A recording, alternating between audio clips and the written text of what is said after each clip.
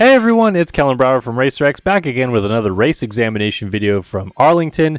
We're going to get you guys some footage from last weekend's racing to get you revved up for Daytona this weekend. I want to start off by talking about Eli Tomac's awesome line that he was doing, double over the start, triple quad double, that a couple guys did on press day, some guys did in practice, but almost nobody did it in the main event until Tomac did it in the first main. Roczen tried to follow him, and they only did it for about 4 laps before Tomac had a big mistake, but I just love watching big lines like that occur and then just kind of disappear because the track changes, obviously.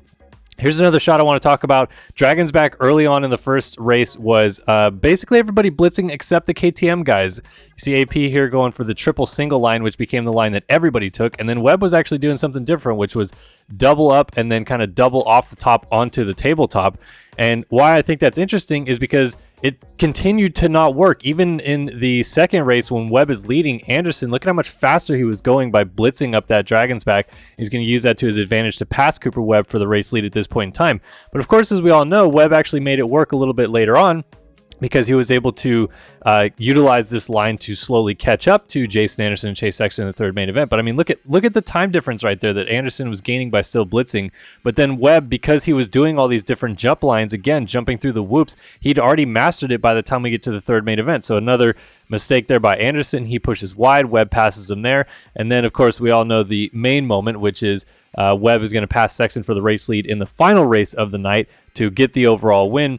A lot of people talked about what happened here. So first, we have a couple things to think of. Starting off here, Chisholm goes down after the whoop, so Sexton has to go to the far inside in this corner to not hit Chisholm. Grant Harlan thinks that Sexton went to the inside and is still inside of him, so he looks back to his left to be like, oh, is Sexton there? And he's moving to the right, which is blocking Sexton, who thought, oh, I'm going to go to the right to pass Harlan. By the time Harlan realizes it, it's too late. Webb has been able to pounce down the inside. I mean, Sexton lost like 2.5 seconds in that whole interaction with Chiz going down and then Harlan kind of getting in the way, but maybe Webb would have caught him anyway. Either way, Grant Harlan did apologize to Chase Sexton on Twitter afterwards, and Sexton said, you're all good. So get the pitchforks, to put them away. Nobody needs to complain about the lap traffic. Even Sexton's all good with what happened. But again, just really peculiar to watch how this whole thing shook out with Webb jumping and all that stuff like that. Here's another moment from early on in the second race that kind of went unnoticed a little bit, which was Chase Sexton behind Jason Anderson almost went down. He slid out going into the whoops, and he just about took Ken Roczen with him. They actually clipped tires, and that sent Sexton back the other way. Wild moment, close call, and that's what this 450 class has been providing. Wild moments, close action, and hopefully we get more of it in Daytona. I want to remind everybody that this video is presented by OnX Off-Road. Nowhere to go with the #1 off-road GPS app. Access 500,000 plus miles of trails and roads, open dates, and public lands. Download the OnX Off-Road app today. Moving on to the 250 class, I want to break down some technique things here, and I want you to focus on Hunter Lawrence's index fingers on his right and left hands as we go into this corner. So his right finger is going to reach forward and start, feathering the front brake, but look at his left finger. It's not touching the clutch, and then he finally reaches out and grabs it to get into this corner so that he can, of course, use the clutch to feather it out of this corner and keep the RPMs high in that Honda engine. But look at the difference from his left index finger to his right foot on the rear brake. He's actually using the engine braking, it looks like, from the Honda to get into this corner and then finally grabs the clutch. So it's really interesting that he's kind of just lightly tapping the rear brake so that the engine doesn't lock up, of course, but then also using the engine braking. And then again, more technique stuff. So we have Hunter Lawrence here.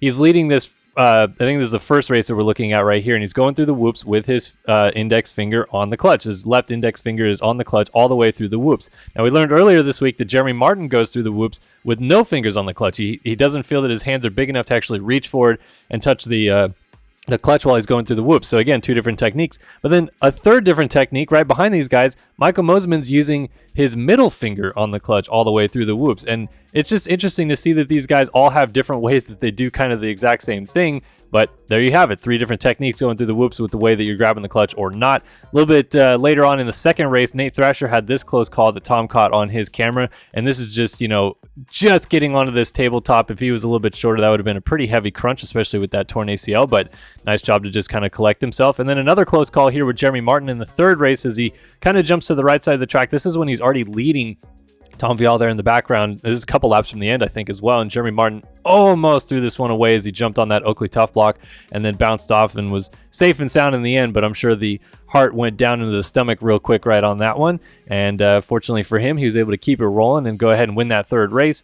as he gets ready for Daytona this weekend. He's stoked on that. Another thing I wanted to talk about was how about Daxton Bennick? Of course, he's winning the Supercross Futures main event right here, but watch him go into this corner off this double. He's going to kind of like seat bounce, sit down into this corner, but watch, he's going to like lean over the front of the bike to go sit down into the corner and push the bike down off of that double. And pretty interesting technique. Speaking of interesting techniques, look at this bear claw thing that he's got going on the clutch with his two middle finger and ring finger. Interesting stuff for sure.